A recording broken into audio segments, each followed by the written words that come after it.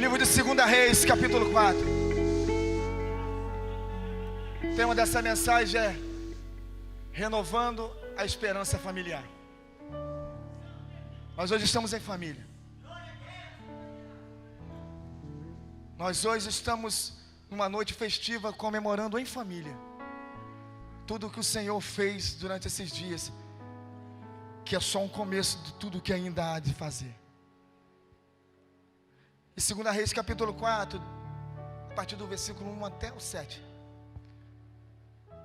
conta a história de uma mulher. E diz assim a palavra do Senhor: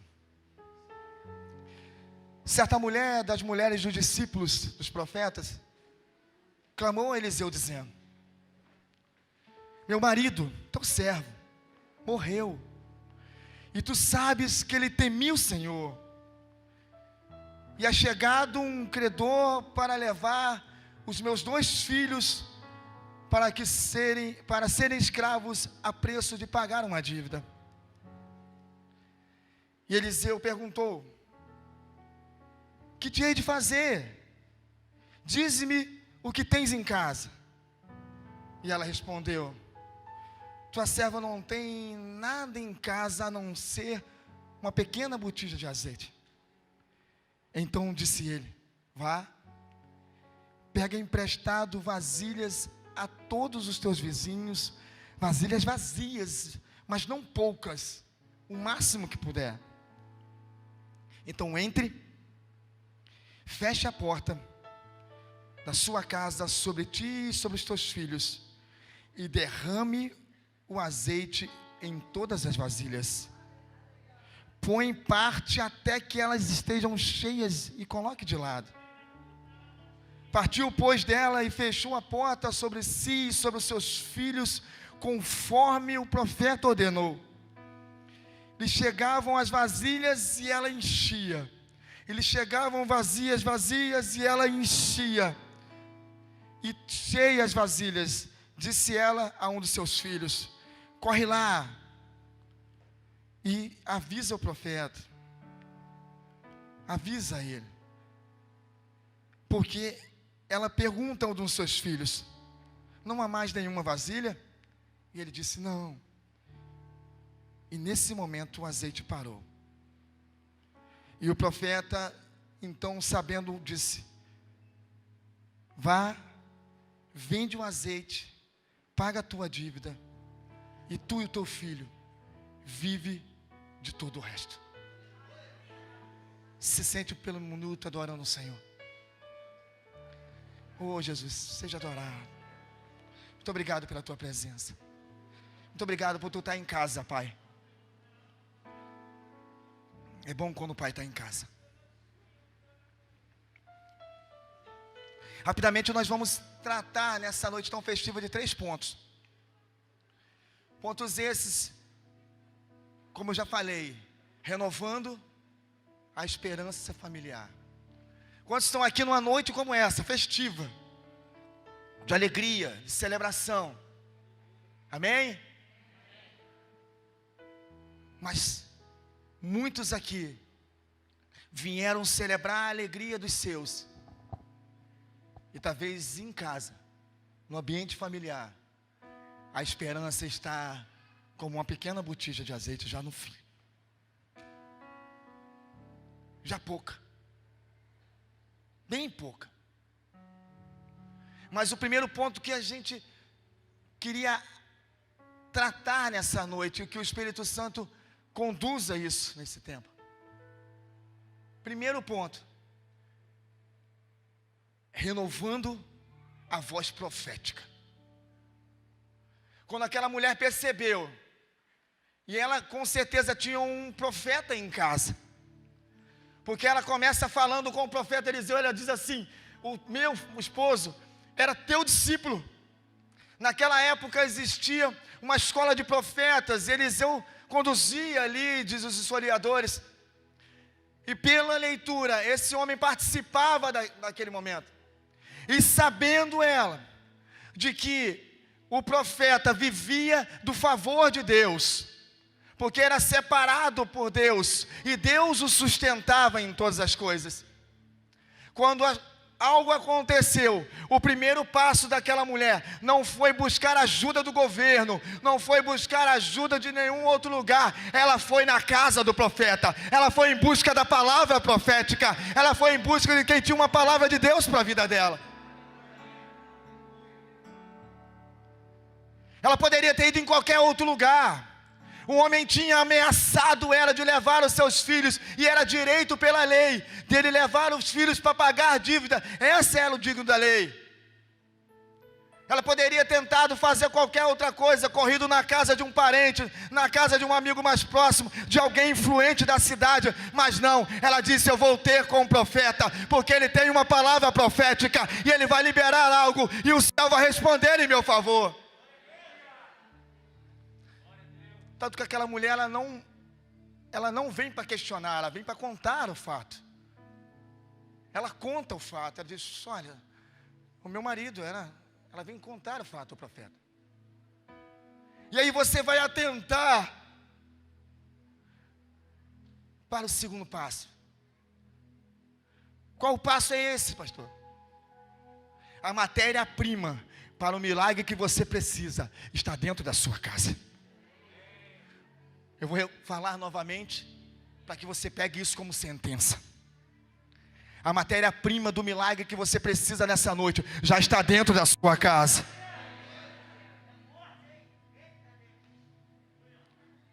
Comece a entender isso. Quando ela vem contar a história ao profeta,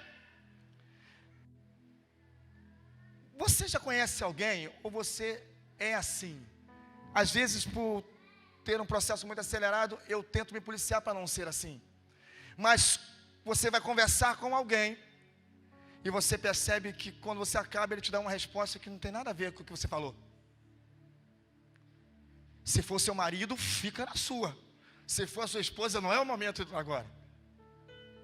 Mas você já passou por isso? De você falar e contar uma experiência para alguém, dizer algo para alguém, e alguém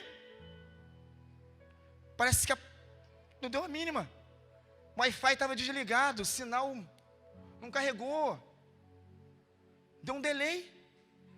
Se você ler essa passagem e atentar para ela, você vai perceber que é isso que aconteceu com a mulher e o profeta. Ela chega para Eliseu e conta uma história, e fala: e aí? E conta toda, e Eliseu pergunta assim: ah, tá, o que você tem em casa?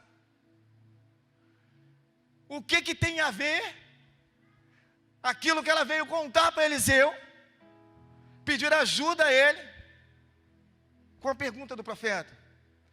Você conhece alguém que era assim? O meu irmão mais velho, Jesus, era assim. Alguém chegava para ele e perguntava alguma coisa, Léo, ele respondia com outra resposta, para fazer com que você pensasse, para fazer com que aquela pessoa entendesse o processo do milagre. Ele chega falando, amado. Ela chega e ela pergunta assim, ele pergunta: ei, mas o que você tem em casa? Ela diz: não, eu não tenho nada, vírgula, a não ser uma pequena botija de azeite. Aí o profeta falou: é aí é o milagre. Porque para Deus não importa o tamanho, para Deus importa o propósito. A parte pequena cabe a nós, a parte do processo sobrenatural cabe a Ele. Tem irmão já entendendo o mistério. Deus nessa noite, através do Espírito Santo, está perguntando para você, homem, para você, mulher. Talvez você entrou aqui indagando a Deus acerca de coisas da sua vida, e Ele está perguntando para você: o que você tem em casa? O que você tem em casa? Porque o que você tem em casa é a matéria-prima do milagre que Ele vai fazer na sua vida. E você talvez está dizendo: ah, Deus, mas eu não tenho nada a não ser uma pequena botija de esperança. Eu não tenho nada a não ser uma pequena botija de fé.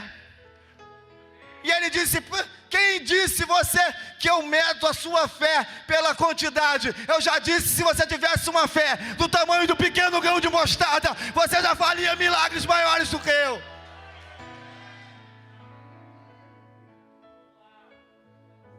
Ei, mulher! Ei, jovem! O milagre que você precisa já está dentro da sua casa.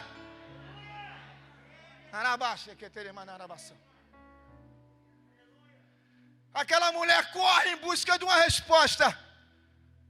E ela não sabia que o milagre já estava lá.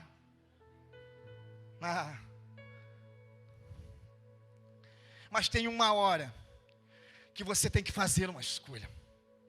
Repita comigo, eu tenho que fazer uma escolha.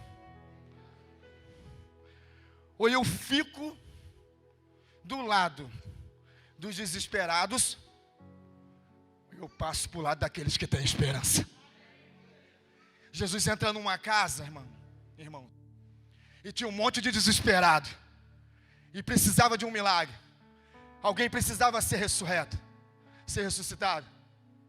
E aí, a primeira coisa que Jesus faz, ele diz assim: os desesperados saem fora.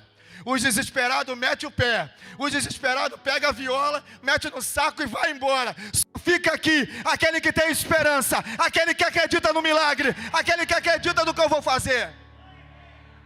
Para baixo. E esse é o terceiro passo para tratarmos essa noite. A fé te leva a lugares de honra. Eu vou repetir que só 3 pegaram. A fé te leva a lugares de honra. Essa é a fé. A fé te leva a se movimentar de uma forma que ninguém ao seu lado está se movimentando. Porque se você perceber a palavra, depois desse processo, ele manda pegar vasilhas. E ele diz para não pegar poucas, porque ele se refere do que ele quer dar para a sua vida é grande. E que na medida que você chega no altar, é a medida que ele vai te dar. A fome que você tem dele, é a medida que ele vai saciar a sua fome. A sede que você tem dele, é a medida que ele vai saciar a sua sede. A forma que você buscar ele, aí ele vai ser encontrado por vós. Deus não tem filhos prediletos, irmãos. Deus tem filhos que o buscam mais. Quem tem mais de um filho em casa sabe disso. Às vezes tem um que é mais agarrado. O pai ama todos eles, mas tem um que o busca. Tem um que quer estar perto. Tem um que quer saber o que o pai vai fazer. Tem um que quer entender o que o pai deve fazer. Assim também é Deus com os seus filhos.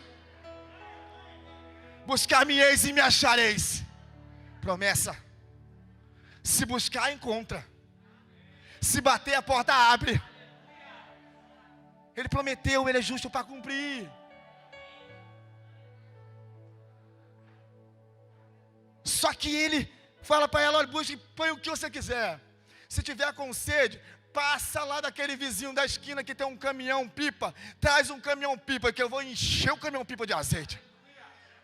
Se passar na outra esquina do irmão que tem um material de construção, pega as maiores caixas d'água dele, bota lá atrás na sua casa. Se você tiver fé, eu vou encher tudo lá. Mas não era baixo. Se ela se contentou com o tapué, o problema foi dela, irmão. Se ela se contentou com as vasilhinhas lá na promoção de 5 por 10, o problema foi dela. Porque ele disse: pega e pega muitas. Pega e pega muitas. Pega e pega o quanto você quiser. Pega muitas, mais muitas, mais muitas. Porque na medida que você pegar, a medida que o azeite vai descer na sua casa.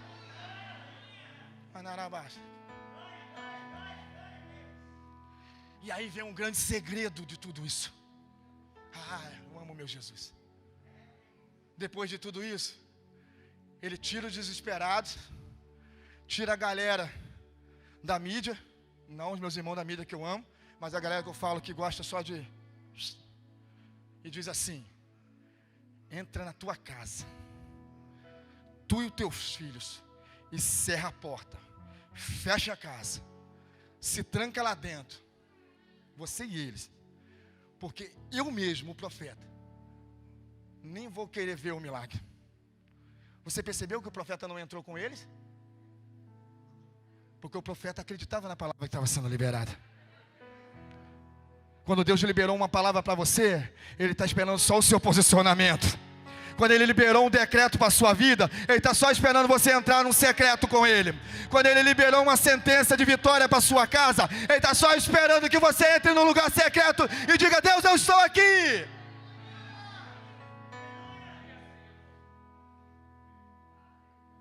E assim ela fez, diz a palavra. Ela não relutou com a palavra profética. Ah, mas o profeta tal, o profeta não, ela não relutou. Se a palavra veio do homem de Deus, ele é fiel para cumprir e honrar a palavra do homem de Deus na terra. E quando ela fechou a porta, o profeta foi para casa, irmão. Porque profeta que é profeta conhece o Deus que serve.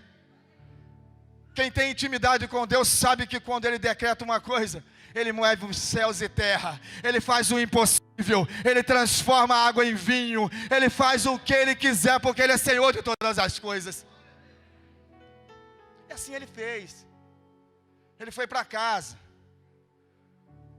colocou talvez uma bela canção, pegou uma comida, porque crente gosta de comer alguma coisa, ficou sabiamente só aguardando, porque como pai do filho pródigo, ele diz assim: eles vão mandar notícia, eles vão chegar aqui e vão dizer o milagre que aconteceu naquele lugar, naquela aldeia. Ah, você não está entendendo.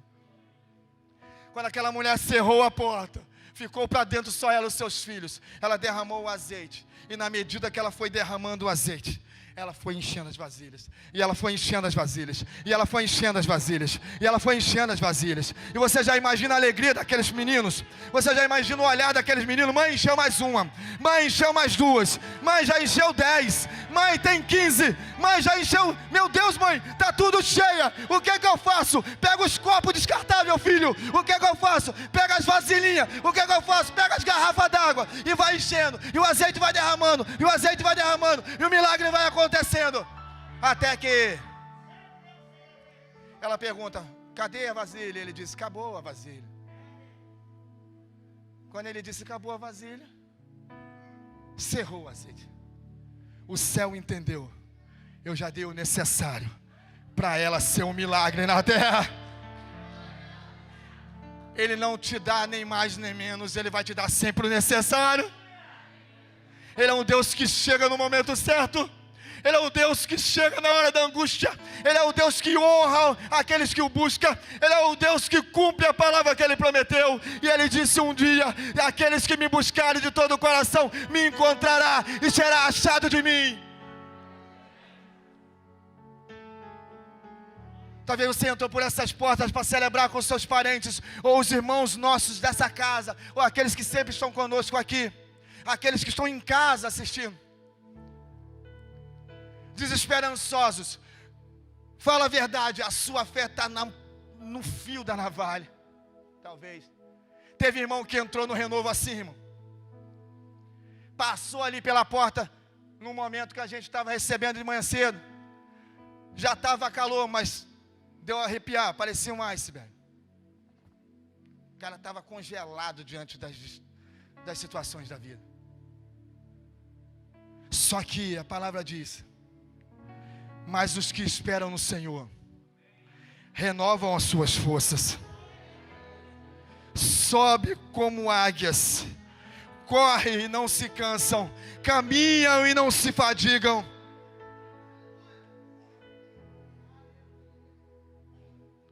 Você talvez não esteja vendo, mas se você está crendo, Ele está trabalhando em seu favor. Ele não precisa provar para você o projeto que Ele fez para você,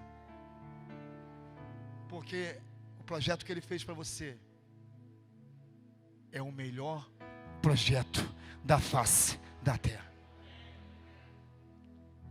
E você está aqui nessa noite dizendo: Senhor, como faço para renovar a esperança na minha casa? Faça como aquela mulher. Lamentações 3:25 diz: bom é o Senhor para os que esperam nele, para a alma que o busca. Então eu queria te lembrar nessa noite, para a gente poder encerrar. Não é quem você espera, e sim a quem você espera. Eu vou repetir para que você entenda. Não é o que você espera que vai acontecer, é quem você espera. Se a sua confiança está no Senhor, irmão, Ele move céus e terras para te encontrar. Porque nesse ambiente tem um Deus ciumento. Tem um Deus que preparou todo um projeto para que você vivesse nessa terra os melhores dias da sua história. Todo o seu peso de acusação, todo o seu peso de pecado, toda a cédula, Ele já rasgou na cruz do Calvário. Existia uma nota promissória com o seu nome no inferno. Existia uma nota assim, promissória, com o seu nome lá no inferno, na mão dele, do inimigo. E um belo dia, ele desce da sua glória, rompe todos os paradigmas, desce lá embaixo e diz assim: me dá, porque a vida deles agora me pertence. O seu erro foi oferecer um preço em favor deles. Eu paguei o preço. Eu morri por cada um deles, para dar a eles vida eterna. Eu, que sou o autor da vida, dei a vida por eles. Eu, que sou a própria esperança, a própria paz, vim para ser o príncipe da paz deles. Eu, o Senhor, detenho todo o domínio agora. Me dá a nota, me dá a cédula que os condenava, me dá a cédula que os aprisionava, me dá a cédula que levava eles a uma morte. Me dá uma cédula, me dá, porque agora eu vou enxertar eles na videira, eu vou colocar eles no processo. Eles até agora eram órfãos, mas a partir de agora se tornam filhos comigo. Eles até agora eram órfãos, não tinham herança, estavam fadados à morte, mas a partir de agora, aqueles que creem em mim terão vida eterna, estarão comigo no paraíso. Ele deixou a sua postura de ser único para ser primeiro, e dividiu a paternidade de Deus com você. Dividiu a paternidade de Deus com você. Dividiu a paternidade de Deus com você. Ele não foi orgulhoso, ele não foi ciumento, ele era único com Deus. Ele era o único filho, o unigênito do Pai. Mas por amor a você, ele deixou de ser único para ser o primeiro, para te chamar de filho de Deus, para te chamar de herdeiro, para te dizer que você tem herança, para te dizer que você tem um pai.